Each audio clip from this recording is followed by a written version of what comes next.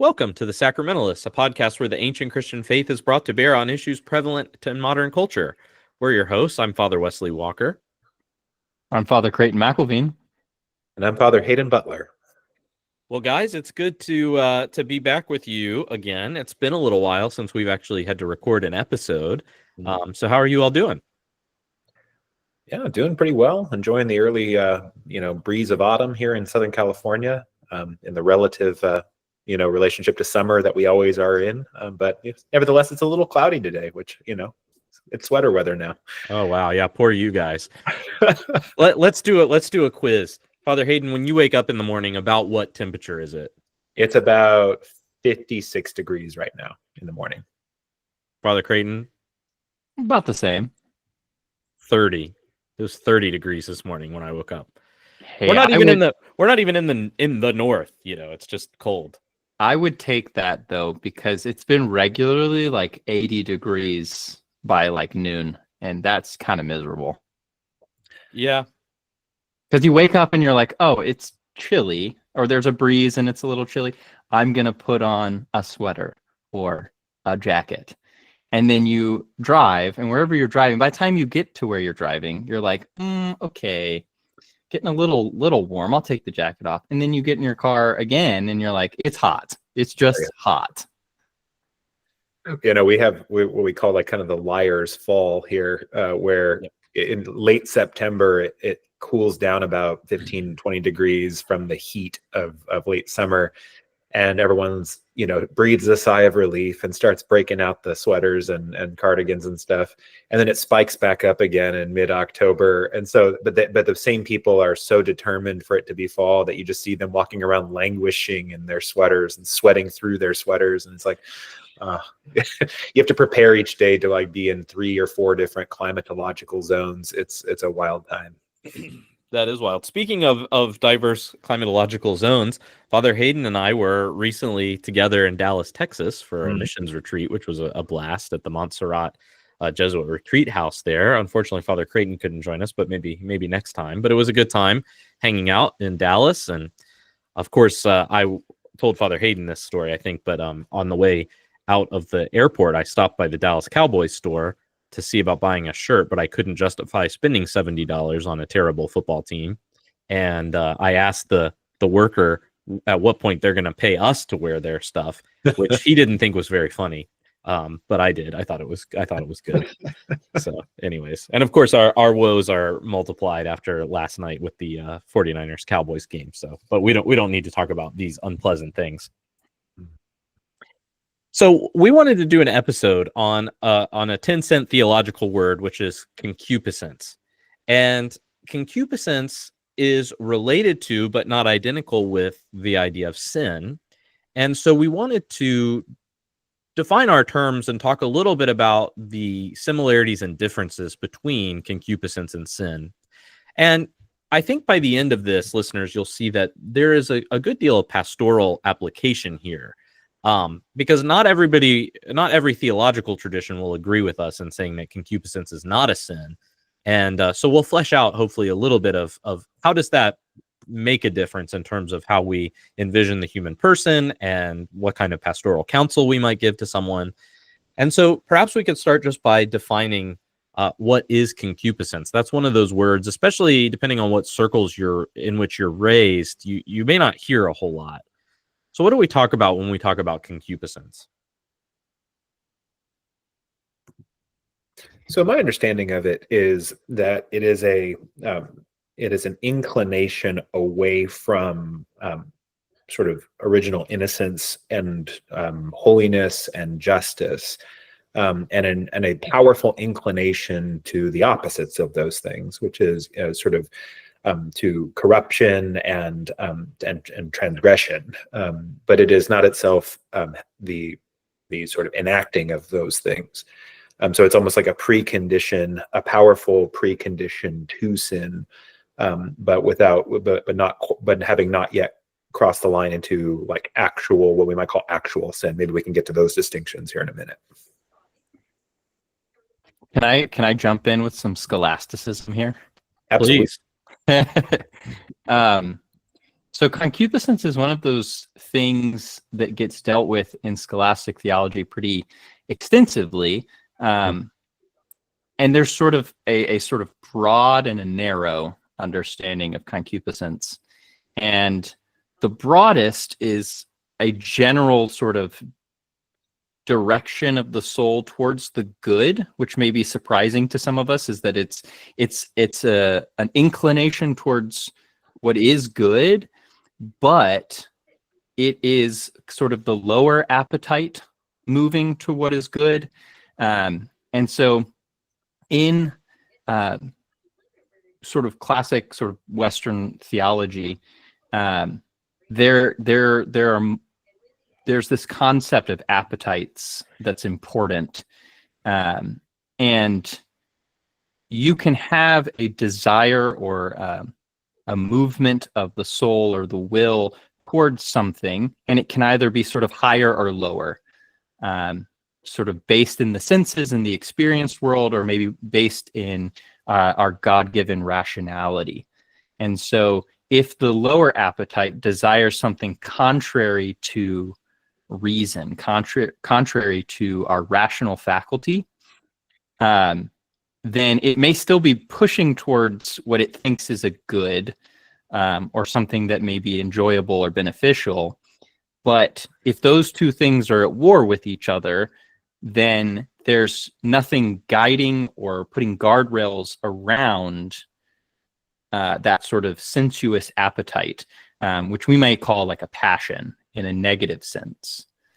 And so concupiscence is, as we encounter it in the life of the church, that sort of propensity towards sin, that sort of inclination towards the thing, rather than the acting on or necessarily the sort of act of the will towards the thing.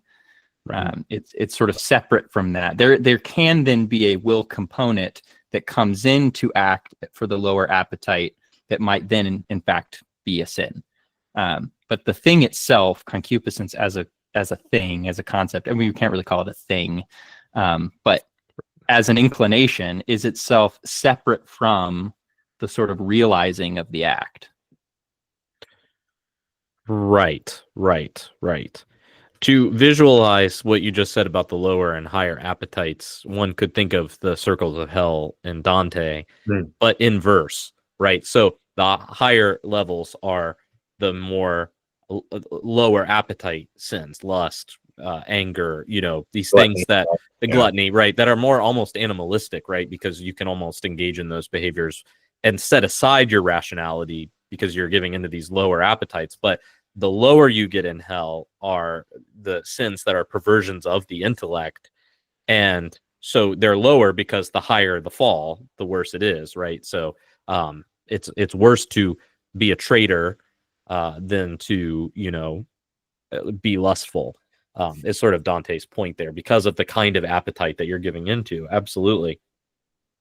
We should also probably say that that original sin, which we experience through ignorance, that is not being able to absorb God's truth without mixing in some sort of error. Ignorance and concupiscence are related in terms of original sin, in that the more ignorant you are, the easier it is to give into concupiscence. And the more you give into those desires, the more ignorant you become. And so it becomes a sort of feedback loop of spiraling away from God. And so concupiscence can play a really dangerous role in that aspect. And of course, when we're baptized, original sin is removed, but as we'll talk about, concupiscence remains. It's something that we always have to deal with. So the phenomenon of concupiscence is not something that's experienced by non-Christians, people outside the church. It's something that's experienced by all people, regardless of baptism or not. The question is, if we're baptized, we have maybe tools that a non-baptized person doesn't have in fighting concupiscence. Yeah. Yeah, and because of that sort of universality, that it's something shared amongst all of us. When we have those two, the sensual and the rational sort of warring against each other, again, maybe St. Paul kind of talking about the spirit and the flesh warring against each other, that our rational faculty is something, in fact, supernatural. It is a spiritual sort of piece of our nature. We think of it maybe separate from that. We think of it as sort of the intellectual faculties. Oh, I can process data, I can do all these things. That's being very materialistic with the understanding of what rationality means. Reason is a supernatural thing. It's something that gives us insight into and the force behind actions that are higher rather than lower. But because of that, there's that opposition between appetite and reason. Concupiscence is maybe an imperfection rather than a corruption of human nature. And that's, I think, an important distinction. There is a weakness in that, but it is itself not a corruption. Right. It's a frailty more than, right. Yeah. Something about our finitude, something about our the fact that we are created, and that the reality that we live in this moment post-fall is one in which we are imperfect and the will is weak, means that we do have these sort of inclinations. We do have that wrestling between the higher and the lower, but that isn't something about us that is sort of essentially, inherently in our being corrupted. Right. If it were, then we get into weird things about human nature relative to the incarnation, relative to the kind of human nature that Christ has, because he is perfect, and what he assumes is the totality of who we are. And so if he has some inherent corruption, then we get into problems. Yeah. Right. Yeah, absolutely. One other feature of concupiscence that I thought to add is that it's, at least in some of the medievals, they refer to it as immoderate desires for good things.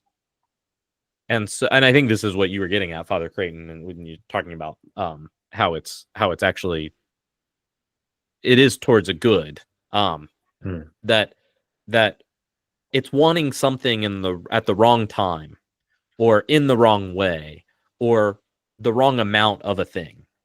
So, I mean, a person who feels an attraction to someone that's sexual, I mean, God made sexual relationships, right? I mean, he made that to be a good thing. It's part of being human, is to have those feelings, but it's possible for us to have those feelings in ways that aren't appropriate. And so, we shouldn't act on those feelings unless they are in the right place at the right time, for the right reasons, etc. And so, so concupiscence will always sort of take a good, it's like you see, the plate of cookies and you go, man, I want to eat all those cookies. It's like, the cookies are good. It's not the cookies problem. The problem is me and the way that I want them. Right. Anything else to add here about what concupiscence is? I think maybe to add to add by analogy to your point about our ability to about ignorance, right, is also this problem in the will as well, which is that the more that concupiscence is allowed to run rampant, and it also vitiates the will as well, so that it cannot pursue the good. And so even when there's the apprehension of a good, part of the frailty that this is also, there's a thing we maybe even recognize but cannot aspire to. It's kind of like Dante again in the early cantos, when he sees the glorious mountain at the outset of the Inferno, and he goes, "Oh, I would that I could climb it." He starts trying to climb, but is then driven back down towards the dark wood. He cannot actually ascend. And that seems to be, he apprehends the good that he wants to pursue, but he cannot actually pursue it, which seems to be another facet of this. And I think there's something interesting too here. I'm thinking of Pope St. John Paul II's talks, Theology of the Body. Right. He gets into some of the understandings of how our first parents were created and the state that they lived in. So we have got original innocence. They are in a relationship of justice and harmony between God and then each other. And one of the positions, at least in sort of Western Catholic thought, has been that our first parents were free from concupiscence because they possessed the supernatural gifts of sanctifying grace and those original innocence and justice and things like that.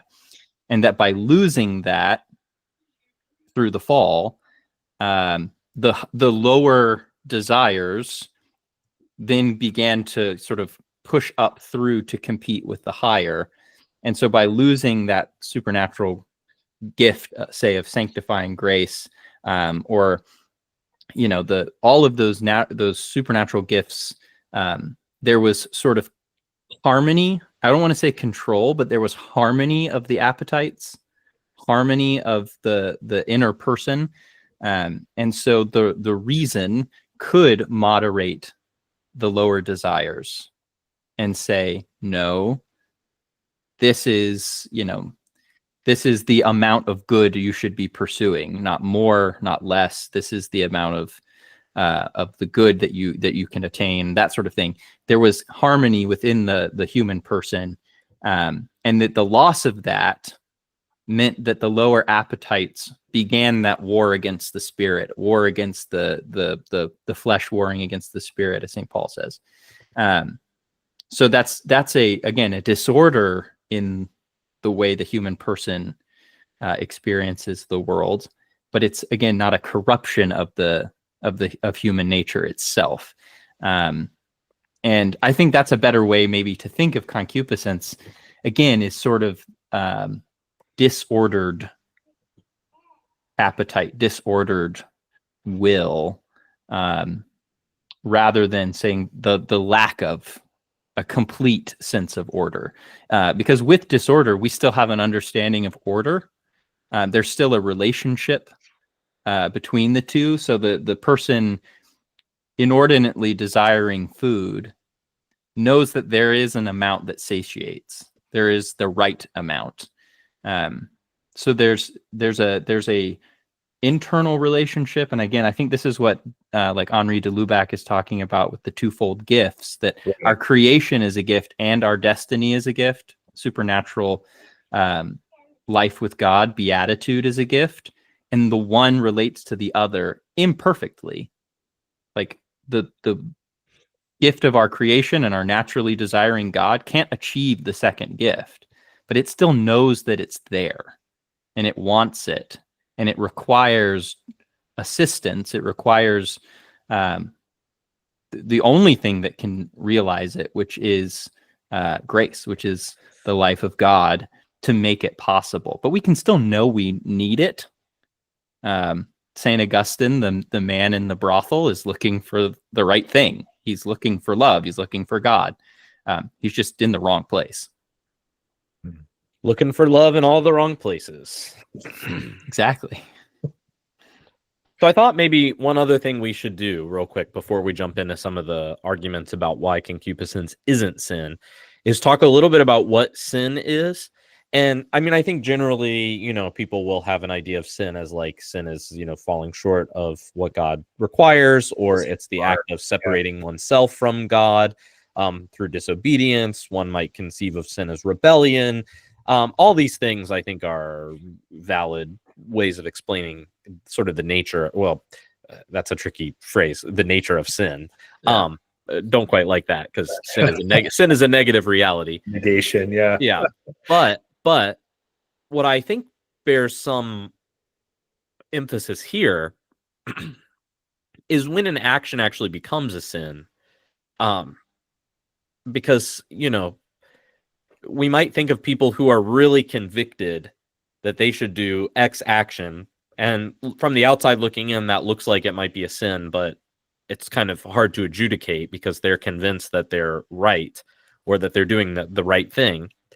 And so I just thought to maybe draw out the fact that for a sin to be something that one is culpable for, one must act with full knowledge, freedom, and consent. So in other words, one must know that one is doing something wrong, that it is wrong. One must have the freedom to choose differently, so you're not being coerced. So the bank teller who's being held up by the robber and gives them the money is not party to the robbery. They're being coerced to give the money over. And then finally, consent, that willingness to say, yes, I'm doing it, that which goes along with the freedom, right? That consent is available and then actually made. If we can check those boxes, then I think we can say something is in fact a sin. Yep. Agreement there? Any disagreement, or need to nuance that further? Well, we could get into sort of the distinction. We've talked about sort of mortal and venial sins from a Western perspective before. So if listeners, you're interested in that conversation, you can go into our back catalog and find it. We do have, I think it was a short episode? It was. Yeah. We did a pretty good job of being concise, I think. So if you're interested in a concise, a concise sort of look at what mortal and venial sin is, then you can check that out. But yeah, the sense in which, sin is as this sort of moral evil, like, well, you have to know what it is and be willing to do it. But which also is important. I think, it is, you're right. Because for it to be a mortal sin, one has to act with full knowledge and consent and all those things. But the difference, I think, between grave matter has to be present for it to be a mortal sin. Whereas what I'm talking about is just for any act to be any sort of sin, there has to be these kind of minimal conditions that are met. And then beyond that, there may be extra things that make it a higher or a lower sin in terms of the ranking of depravity. Yeah. And it's also too, when it comes to talking sort of about a hierarchy of sin, it's less, I think, about sort of the gravity of the thing itself and more about the sort of impact, the severing that takes place within the person. So in one sense, yes, you could say like one sin is worse than another, but it's not that the sort of outcome of the sin is worse than the other that dictates its level within that hierarchy.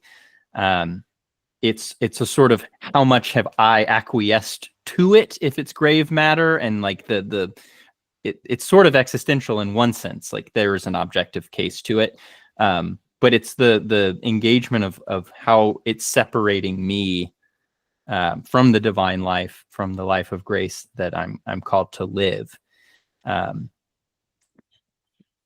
But we mentioned sin as a sort of negation, and I think that's something interesting to sort of dig into, because there's on the one hand this idea of like the sin, the evil, the depravity, whatever that we commit,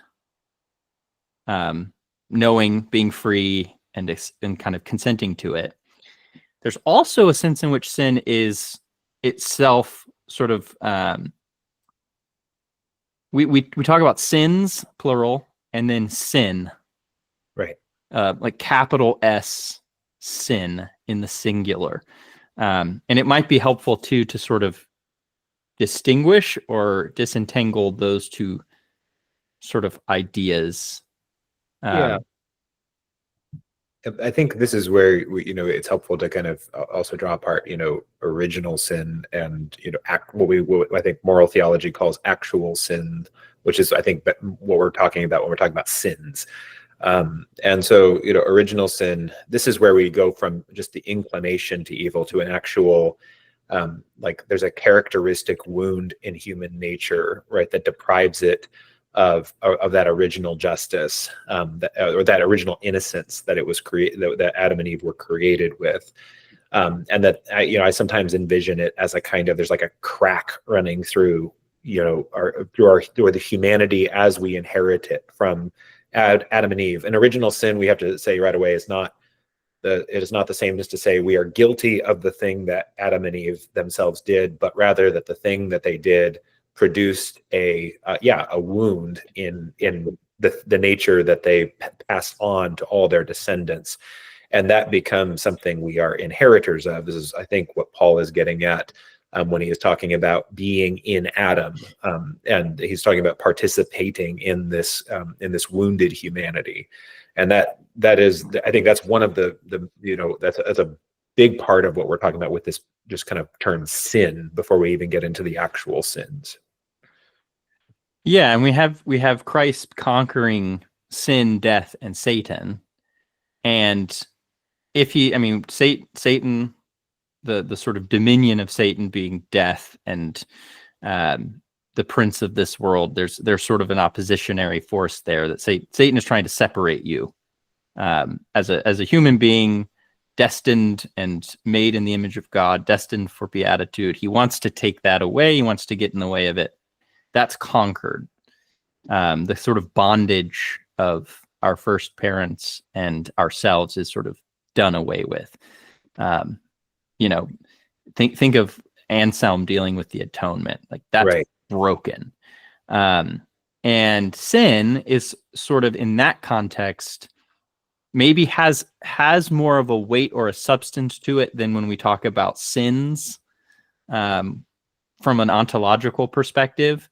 And so that sin has, in a sense, because it's a wound we've inherited, it has a sort of temporary grudging dominion that is broken. Mm-hmm. And so we can kind of personify it. I mean, in some sense, we see in Eastern iconography, the harrowing of hell, the gates of Hades have a sort of personified existence. The gnawing teeth, this open maw. We can see it in Western art during the kind of highest period of medieval and Renaissance art. These images of hell and heaven and glorification, and there's this big gaping mouth that's sort of devouring, and we get that sort of image in Dante. That there can be this sort of personified nature to sin, capital S, that is broken and destroyed through the healing that Christ comes and brings in his life and his incarnation and the work of salvation on the cross. That wound, that crack, is healed and made a human nature as it was intended, perfect. We participate in the first Adam, while we're called to participate in the second Adam. And then that's how that is sort of dealt with. When we get into the question of sins, that's a different sort of question, the sort of actual sin acted upon. Then we get into some interesting places with the question of like evil and mm-hmm. Human action. Right, but I think it's important to begin there, because when we think about the ways that we participate with evil, which itself is a sort of nothingness, it's a non-thing. It is the deprivation of good. We look at sin itself. Why I think all of us are wary of saying it has a nature is because it's kind of like in the language we've been describing here, it's a wound through which the life we have been given is hemorrhaging into nothingness and into death, into not life, into sort of uncreation, and the anti-life equation. Yeah, exactly.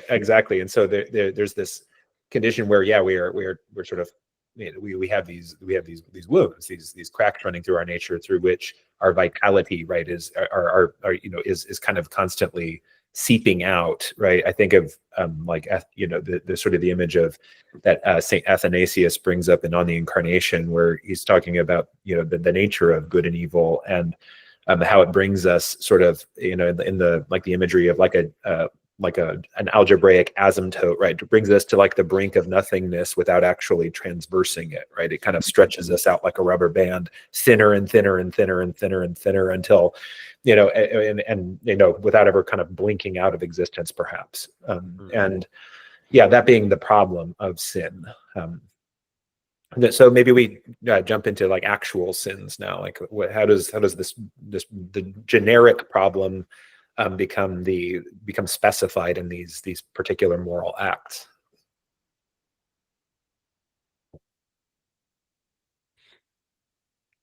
Well, you see this in every actual sin, right? So we have the original sin is the state in which we are, right? So there's this deficiency of nature that we inherit.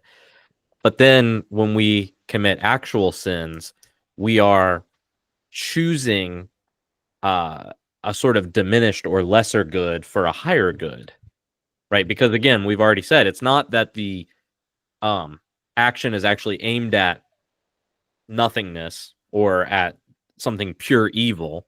It's aimed at a good that's replacing something else that is better. So, for example, if I just had an example that flew out of my mind. Well, okay, so for example, if I buy groceries, okay, I know I need to eat to survive. I have family, so I'm obligated to buy groceries and make sure that they have enough to survive. But if my purpose of buying groceries is to buy the food that only I will eat, or to buy more food than I need, right, that is where you begin to inch into gluttony. I'm either taking the food away from my children and spouse who need that food as well, or I am indulging my appetite beyond what is right. So the thing itself, food, is good, but the way that I'm engaging with it is an actual sin because I am exceeding what is correct or what is right.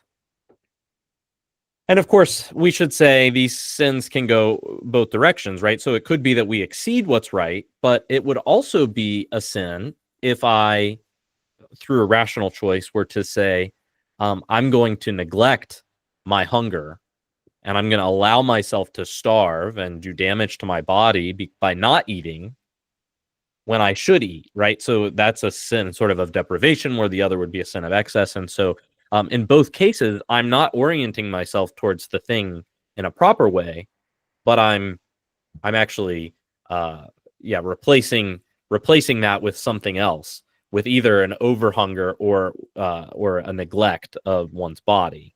Yeah.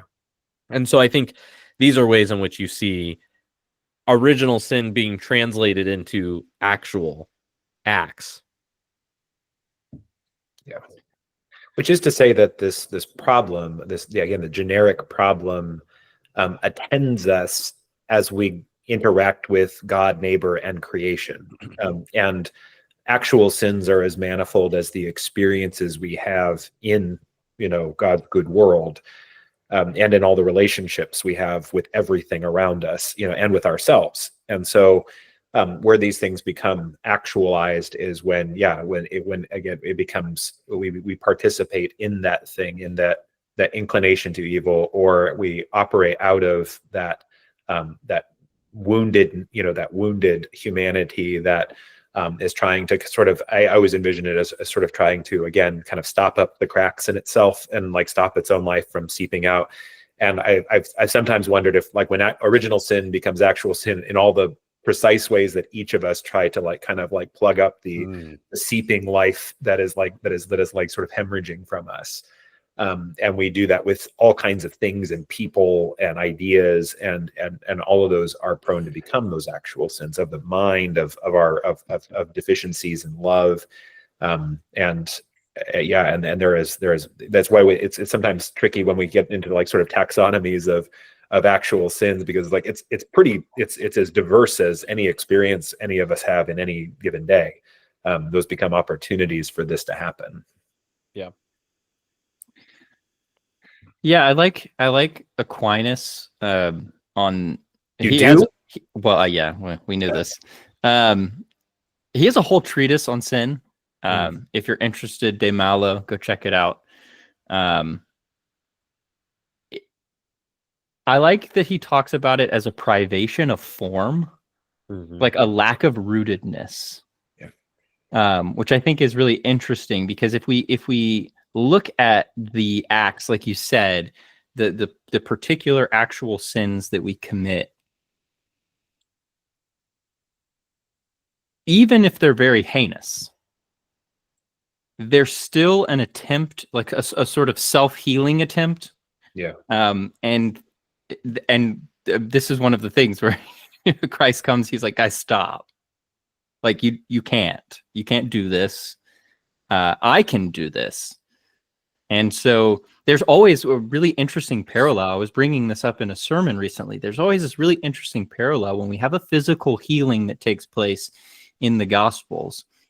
So many times Christ follows it up with like, go and sin no more. Right? Go, your sins are forgiven. There's some connection point that he's saying, this is a physical healing. Yes, I'm showing you this thing, this tangible sort of, you were blind, now you see, you were deaf, now you hear, you were sick with the, whatever ailment it is, and now you can walk, now you can live a normal life. And he's saying, well, this thing is an example of the higher order, where I'm bringing new life, I'm bringing healing, and that's connected to this sort of personal existential attempt to stem the bleeding, that is what's sort of pushing us away. We're saying no to the doctor and his remedy. We're like, I can do it myself. Yeah. And right. That's the separation. That's that act of rebellion. It's like, no, what you're offering is gonna heal me, but I can't do, I gotta deal with it myself. And so that lack of something, that privation, is super important, because we could be healing through the work of Christ and the life of grace. We could be bringing substance into our life, making us more human, more who we were meant to be, something of real weight and dignity and goodness. But instead, it's like, I'm really hungry, I'm just gonna eat sugar, it's gonna make me feel fine for a second, and then I'll deal with it later. Or I don't have time to eat a meal right now, I'm just gonna smoke a cigarette and be fine. We are sort of pasting over the crack with something that's going to break itself, and then it's going to be a worse problem. And that's the thing, is it ends up actually like worsening the problem. It widens the cracks, right? Which then leads to an escalating kind of relationship to those actual sins, an escalation to those actual sins. I think in like Dante, right, where you go from the like appetitive sins at the sort of near the top in the Inferno of like lust, which is in the like the first circle of hell proper, but then you get down to like the circles of fraud, and the first one there is the panderers, right, the seducers. And so we've gone from just, I need to, I'm going to try and substantiate myself by indulging this appetite, and then later on it's like the problem has worsened and gotten so gangrenous that now I've constructed this elaborate economy of people doing this thing, and I'm the mastermind of many doing this now, and how it mutates between those circles. All of this highlighting that feedback loop between ignorance and sin, right? Because this is ignorance. As one continues to give in and say, well, this will fix it, and of course it doesn't, but one can't then see the truth. So yes, it's a vicious cycle. So perhaps we could get into more of the question now of, is concupiscence a sin? And spoiler alert, if you haven't picked it up already, we're going to say no, it's not a sin. And there are a few reasons for this. And I think the best place to start would be Romans chapter 7, beginning about verse 17. St. Paul says, so then it is no longer I that do it, but sin which dwells within me. For I know that nothing good dwells within me, that is, in my flesh. I can will what is right, but I cannot do it. For I do not do the good I want, but the evil I do not want is what I do. Now, if I do what I do not want, it is no longer I that do it, but sin which dwells in me. And so here you see Paul making a distinction sort of between what he's choosing to do and what sort of naturally, or not naturally, but what kind of arises on its own in himself. And there's a pretty hard and fast distinction between the two. And of course, it's this inner tension that gives way to his recognition that he needs a savior, that someone has to save him from this kind of two-mindedness, or this kind of Jekyll and Hyde life that he lives, where he kind of knows what the right thing is, but then he can't will it in his chest, you know. And so there you see a clear distinction, I think, between concupiscence and sin, but perhaps not quite as explicitly stated as James does in James 1, verses 14 to 15, where he says, if I can flip to it,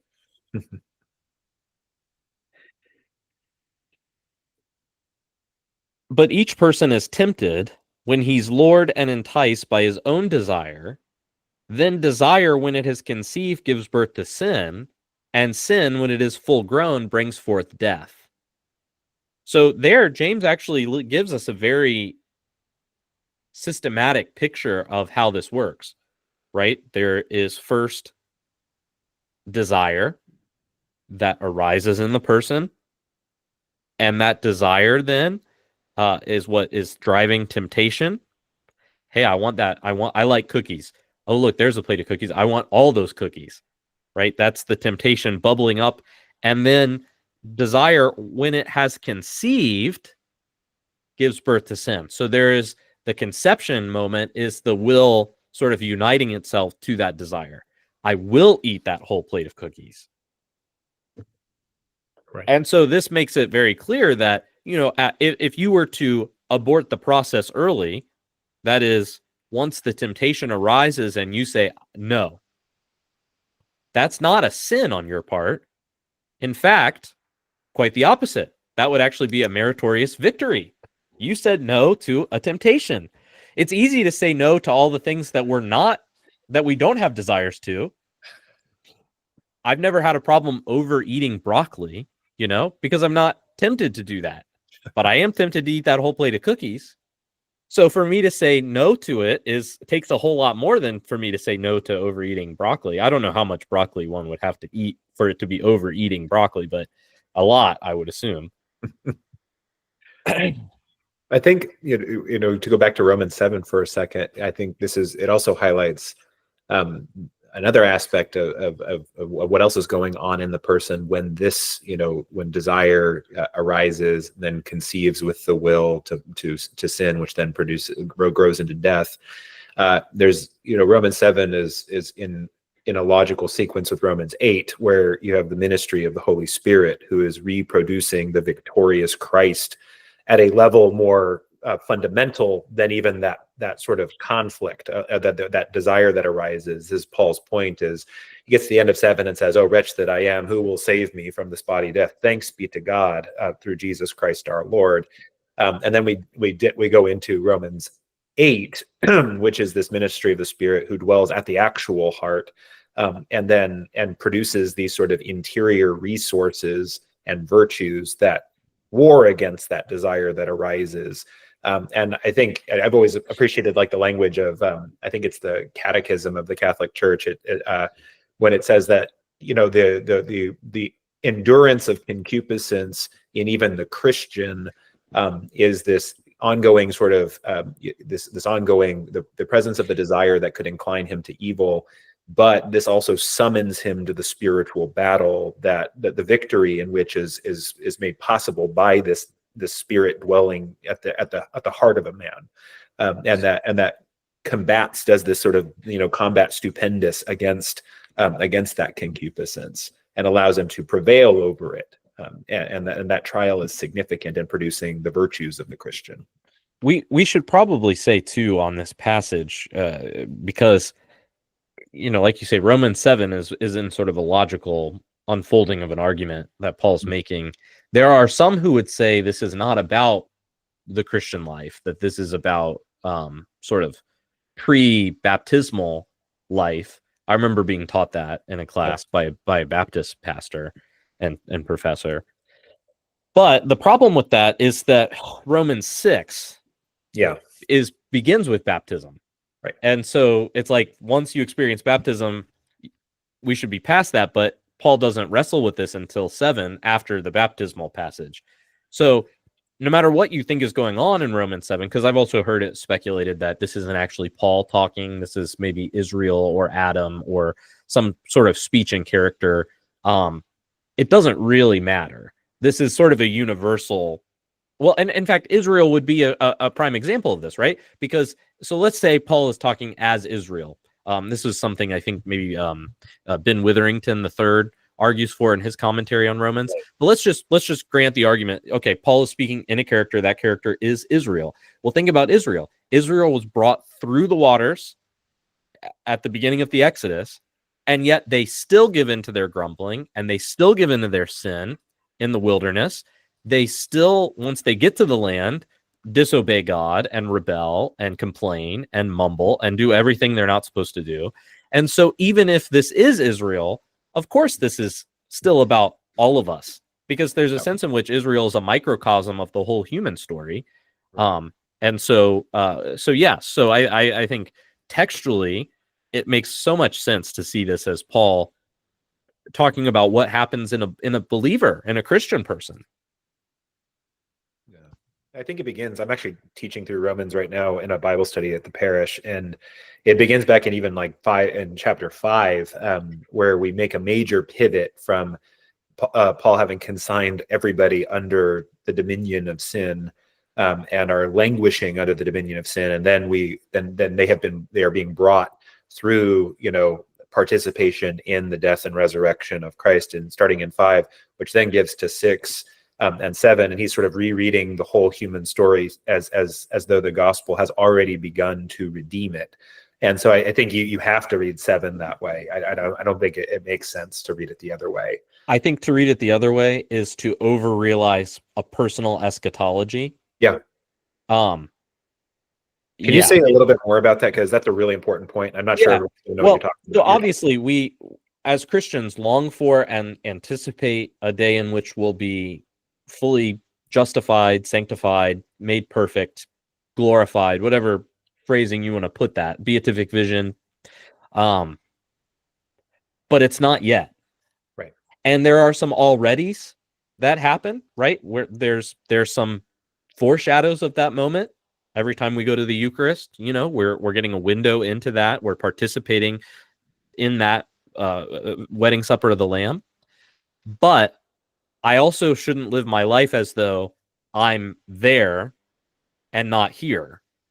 I'm still here. There's still progress that needs to be made. And so I go to the feast as a way of being fed to make that progress, but I'm not a permanent resident of that feast yet.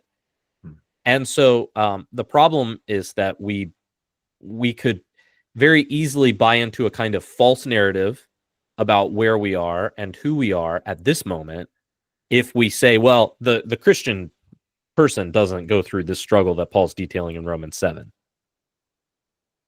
Right. And we can do this with eschatology, right? In general, like people talk about over-realizing in eschatology and saying like, oh, we can create heaven on earth.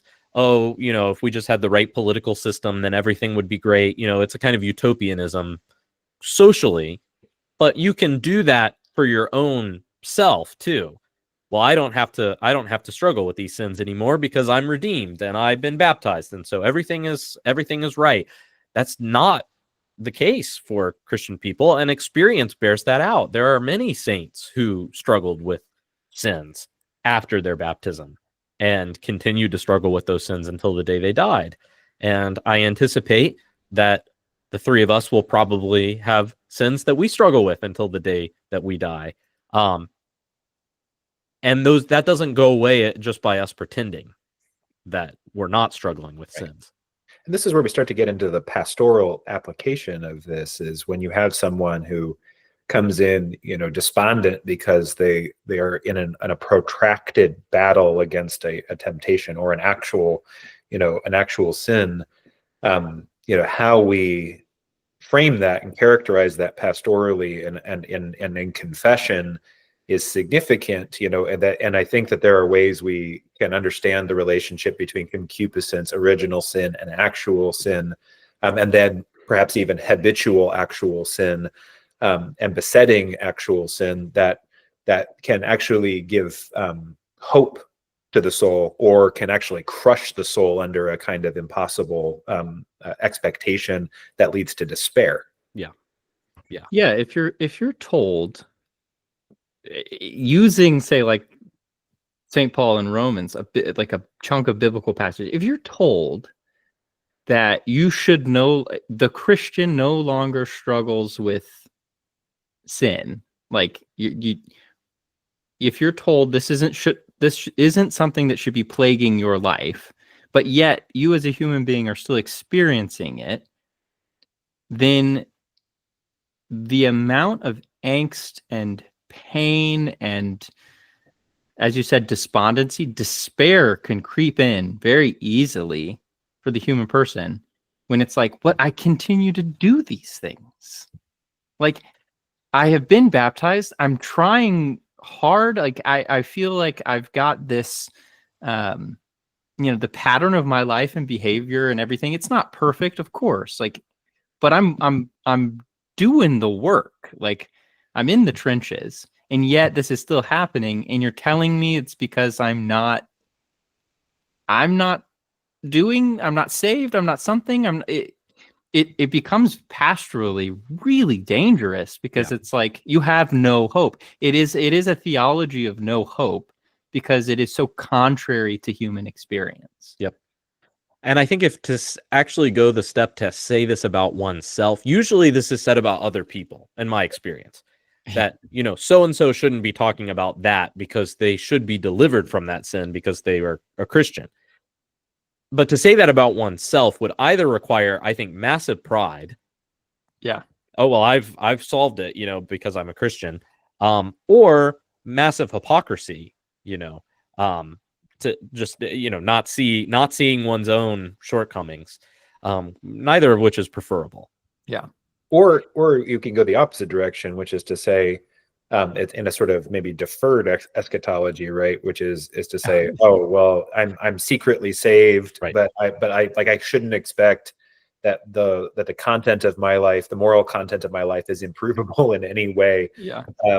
Because I'm just going to remain as horrible as I have always been until the day of the resurrection, right? And produce, again, I think, is a kind of despair. It's a kind of moral despair behind that kind of statement, but it's a way of rationalizing that inner conflict and that paradox that we live in.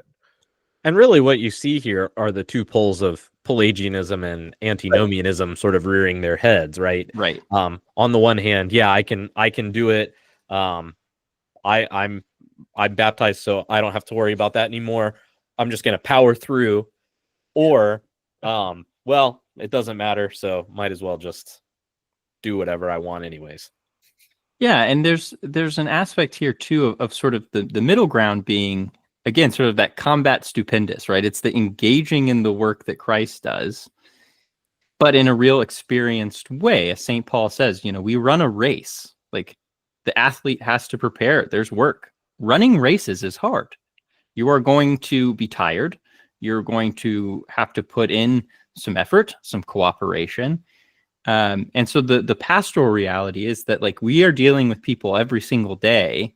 From our perspective, three of us are, we're priests, and so we're dealing with people. It's like, hey, I'm coming to you because I'm dealing with this thing that's habituated and not going away, and I'm having these temptations and acting on these things. I was recently, I sent it to you guys, but I've been working through some Meister Eckhart, controversial maybe, I don't know. But he has an entire, he deals with like topics. He'll go through sort of topical things, and he talks about concupiscence. And there's a short couple sentences that, if you don't mind, I want to read, because I think it's very pastorally comforting. And that's, again, Eckhart's sort of primary thing is like, I think we maybe think of him as a philosopher and theologian, but I mean, he's a pastor primarily. Most of what we have from him is from sermons. So he talks about concupiscence. He says that the impulse to sin is not sin, but to consent to sin, to give way to anger, is indeed sin. So we have that idea of consenting. He said, surely if a just person would wish such a thing, he would not wish to be rid of the impulse to sin. For without it, he would be uncertain of everything he did, doubtful of what to do, and he would miss the honor and reward of struggle and of victory. St. Paul says, virtue is made perfect in weakness. Because of the impulse to evil and the excitement of it, both virtue and its reward are in travail born. The impulse to wrong makes us the more diligent in the exercise of virtue, driving us to it with a strong hand like a taskmaster, forcing us to take shelter in doing well.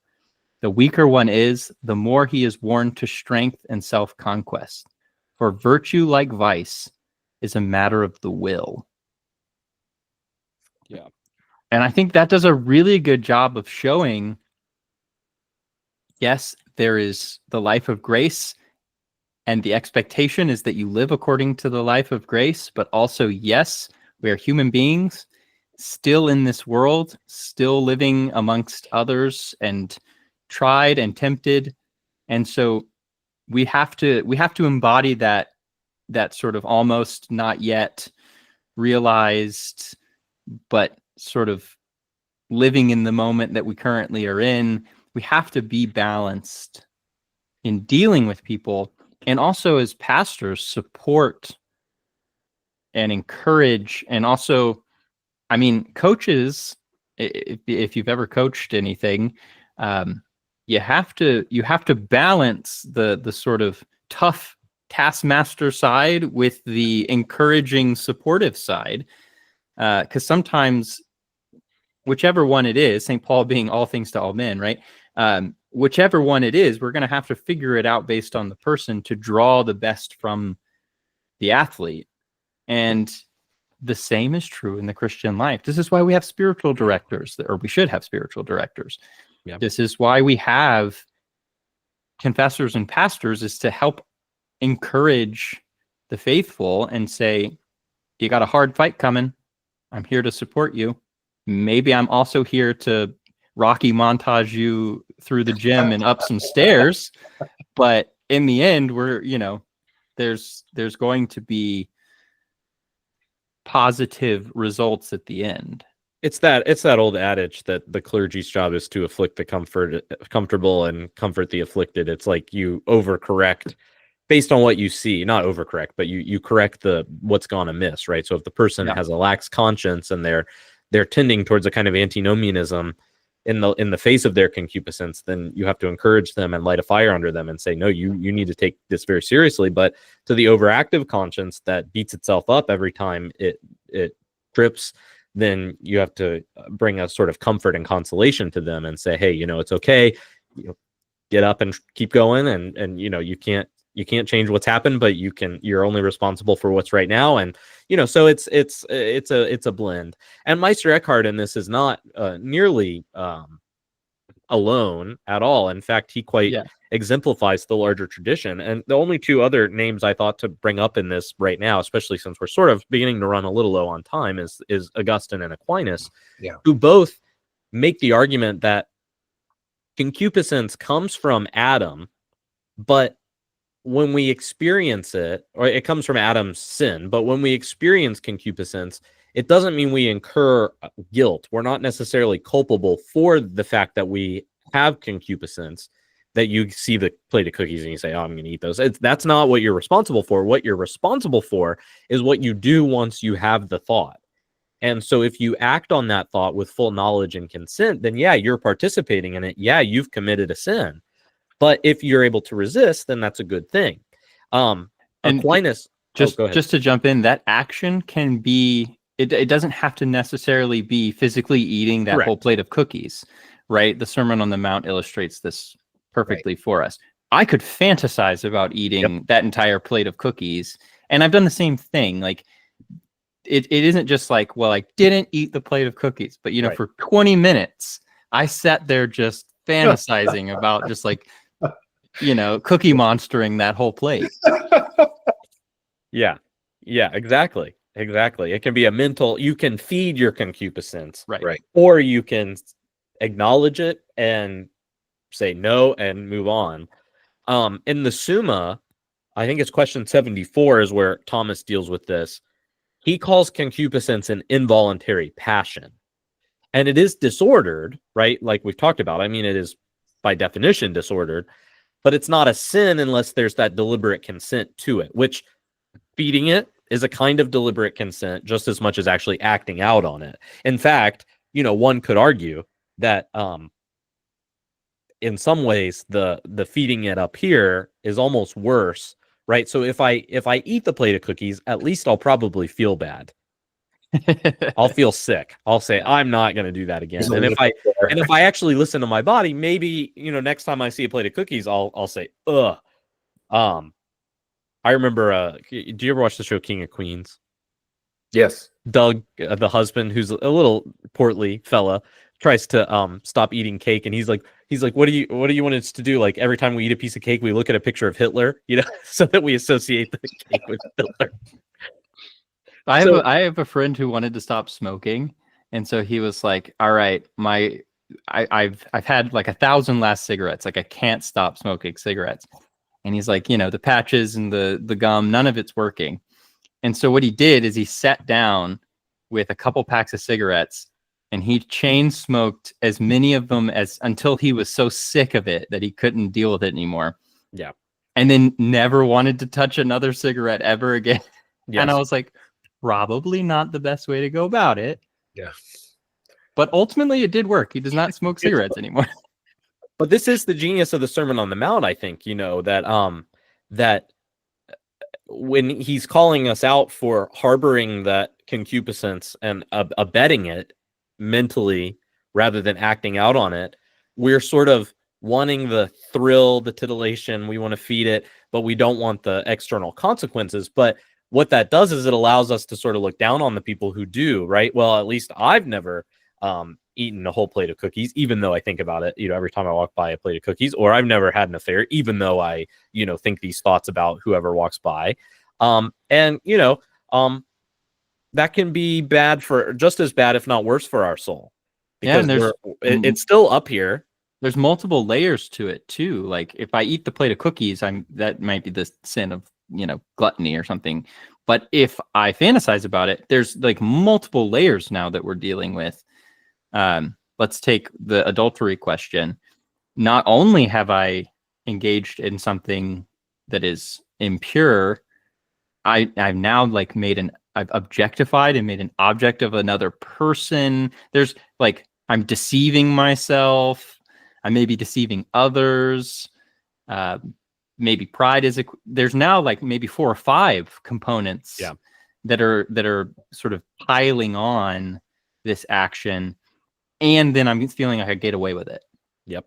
Well, then I might have more recourse to do it again. So it's like that could actually be more spiritually harmful, or at least have broader implications to the condition of your heart and your relationship to those things, which would need great unpacking within the context of spiritual direction. But also, to be clear, we're not saying that you should just go have the affair, or you should just eat a plate of cookies. You should not do that either. Of course. That's antinomianism too. The point is just that both are bad. Both are bad, and we can self-justify more when we keep it all up here and private, rather than when we actually do something through a physical act, especially a public sin. But even if we actually go do something about it, we can, it's much harder to lie to oneself.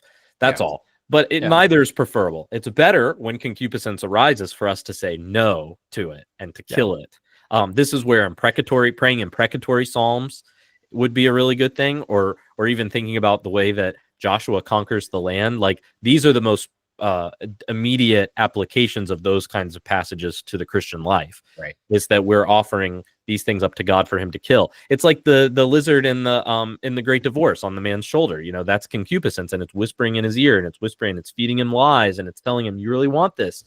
And he has to let the angel totally kill it before it gets transformed into a horse, and he gets transformed into a heavenly resident. And so the same is true in all of us with the concupiscence that we struggle with.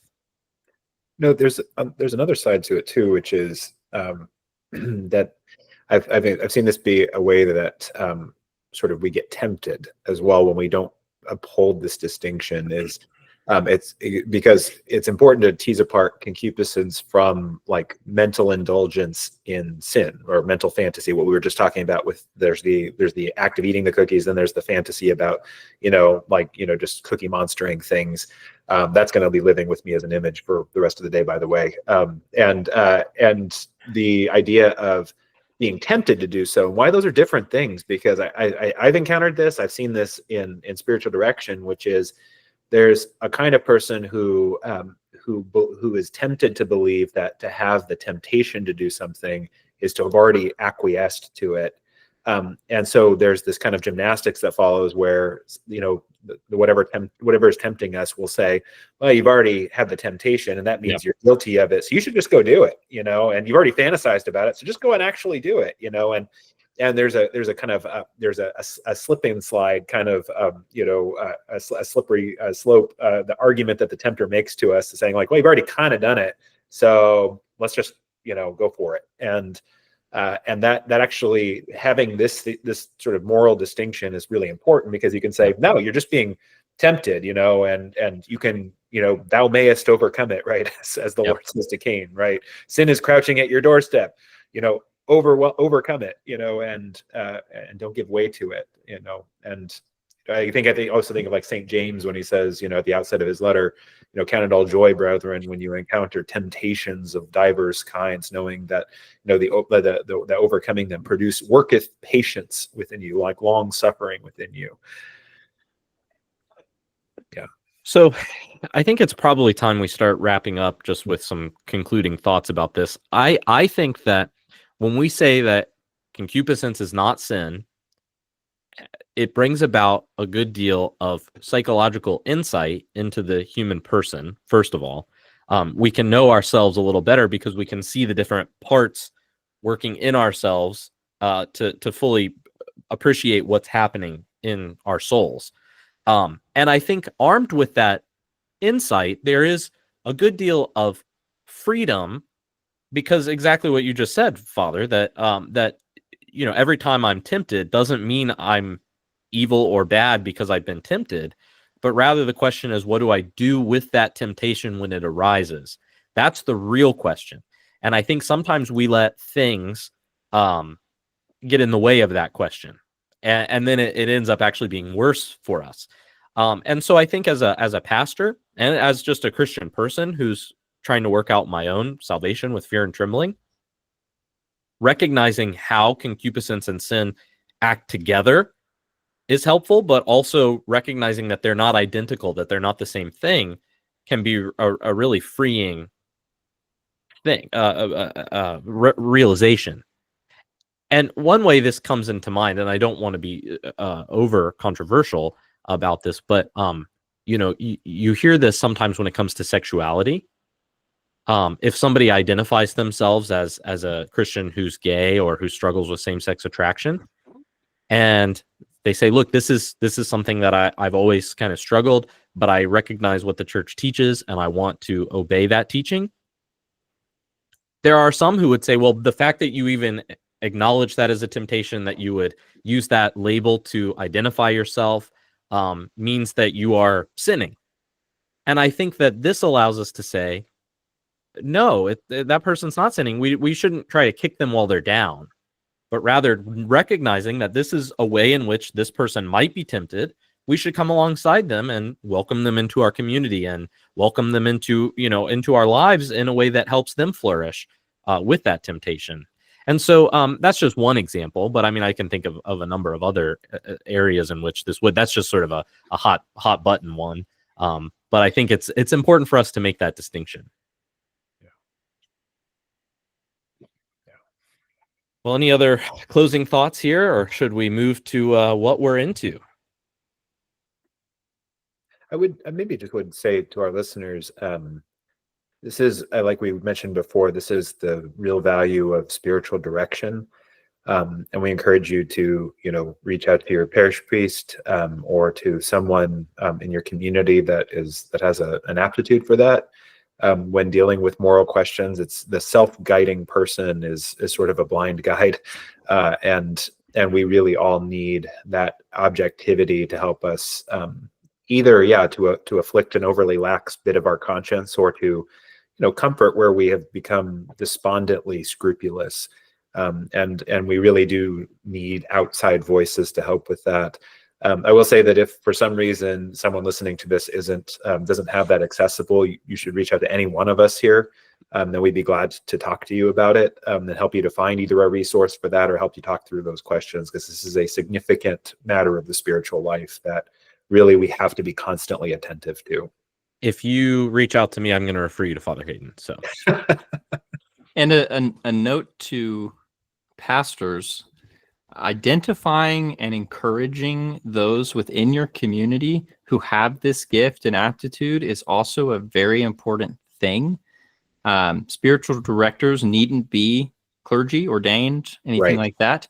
And there are training programs out there for spiritual directors. And so possibly identifying people within your church, parish, community might be a good thing well, I think it's ultimately a good thing. More spiritual directors out there, the better. And so it's an important, like Father Hayden said, it's a really important aspect to the spiritual life. And we are a community. We do this together. And so identifying and recognizing those who we trust, who have experience and knowledge and a sort of deep and informed prayer life can help walk alongside of us. It's a really good thing, and firmly endorsed by the Sacramentalists Podcast. Yeah. And as always, go to confession. Yes. Go again. And if you haven't, go. Yeah. Get back to it. Yeah. Amen to that. Amen to that. Excellent. Well, I think it's hard to top that. So with that, we should talk about what we're into. Father Hayden, what are you into these days? Well, I'll be the first. I think since the season has started, since we last recorded, I'll be the first of the two of us to just offer my heartfelt lament for our dear Cowboys. Someone quipped to me recently that no one seemed to have told Dak Prescott that the playoffs hadn't started yet, and I was like, that's a sick burn, but also true to form. So I'm in a state of delusional mourning for my fandom right now. Despondency is the word that comes to mind. So I'm trying to distract myself from that with other pursuits. My wife and I finally scored a strategic victory against the English ivy in our backyard. We have driven it successfully now to the top of the back wall of the backyard. And we have escalated from a small hand axe to a long form shovel with a kind of a sharp edge to it, to a reciprocating saw, and finally to an actual full-on chainsaw. So we're chainsaw people now, and that's probably the newest thing in my life as of this last weekend. So it's been a real growth in our marriage and in our household, our sort of domestic identity. So yeah, that's the latest. Talk about combat stupendous. Indeed. Yeah. We've got the lacerations from the vines to prove it. Waging war against unruly undergrowth is a real project. Yeah. And a perfect analogy for the spiritual life too, Clean up your English ivy, folks. Yeah, that's right. At what point did you consent to have the English ivy in your yard, or was it?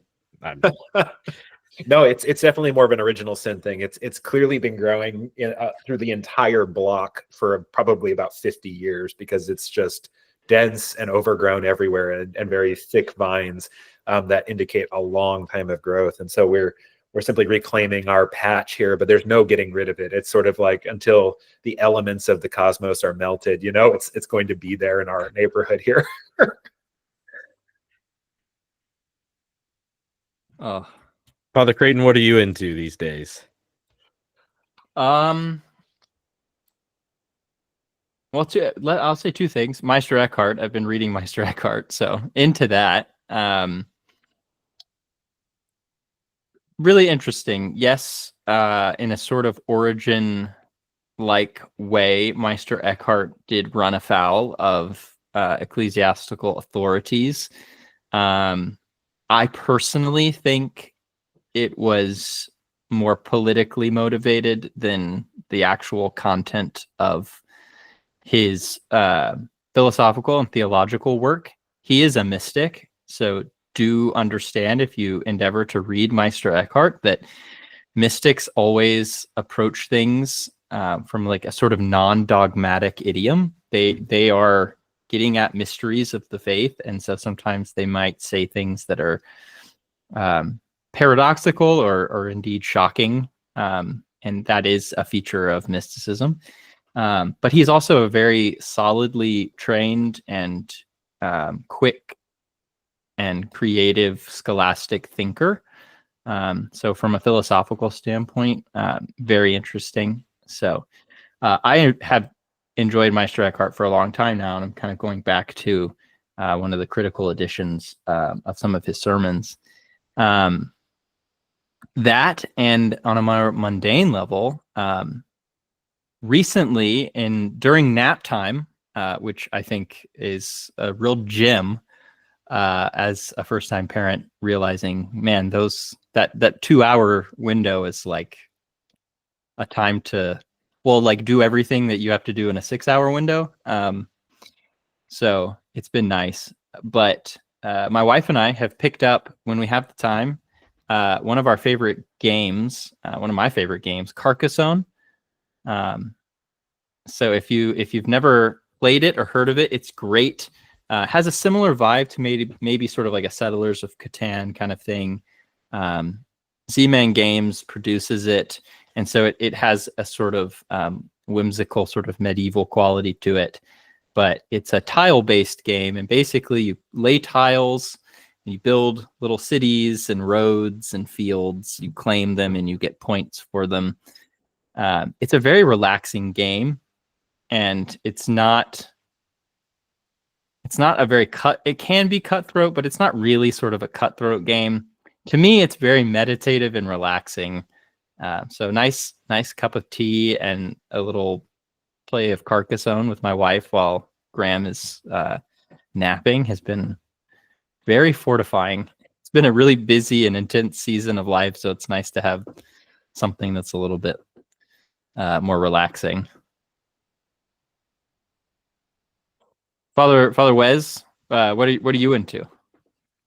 Yeah, so I am into a book, which has been nice because normally I've got, multiple books going at once, but I've actually finished all my sort of reading commitments that are from outside, and so I'm only reading right now one book that I just chose to read. So that's kind of a rare moment in life.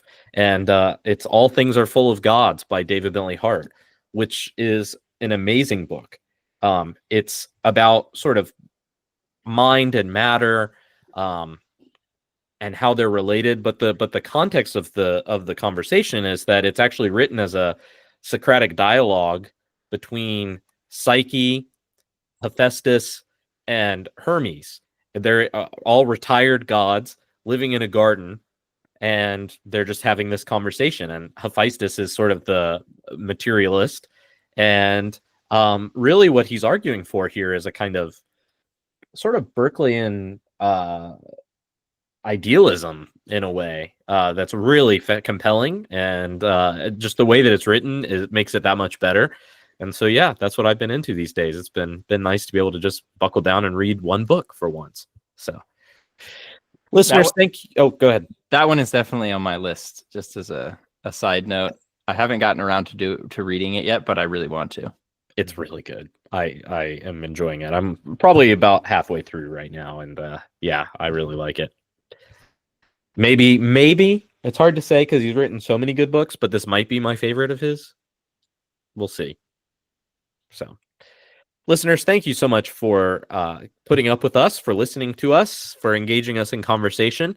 We really appreciate you. We would also really love it if you could share us on social media, or you could also rate and review us on iTunes. And of course, if you'd like to go the extra mile, you're welcome to join the Communion of Patreon Saints on Patreon for just $5 a month to help us keep doing what we're doing. Father Hayden, would you close us in prayer? Certainly. Let us pray. Almighty God, give us grace to become perfect and to become the saints that you have created us to be. Please renew our spirits to engage the spiritual fight. And may the Lord bless us and keep us, and make his face to shine upon us and be gracious unto us, and lift up the light of his countenance upon us and give us peace this day and forevermore. Amen. Amen.